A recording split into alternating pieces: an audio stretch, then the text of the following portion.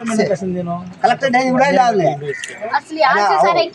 Collector madam ఇచ్చినా కూడా letter ఇచ్చినా కూడా మేడం ఇక్కడ విజయలక్ష్మి మేడం స్పందించడం లేదు. ఎందుకంటే ఒక స్టూడెంట్ కానీ ఇక్కడ విద్యార్థులను మేడం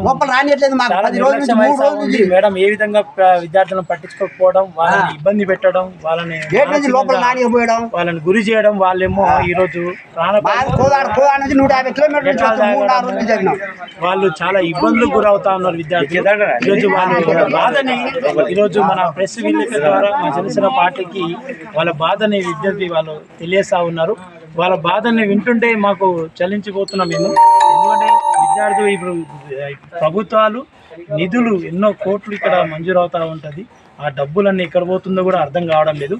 ఇక్కడ కూడా ఈ బాధితురాలు పాపం ఒక గిరిజన బిడ్డ, ఈ హాస్టల్లో చదువుతున్న మా గిరిజన బిడ్డ ఈరోజు ఆమెకు ఎన్ని విధాలుగా ఇబ్బంది పెడుతుందనేది కూడా ఆమె నోరుతోటి ఆమె మాటల ద్వారా ఈరోజు తెలియజేయడం జరిగింది.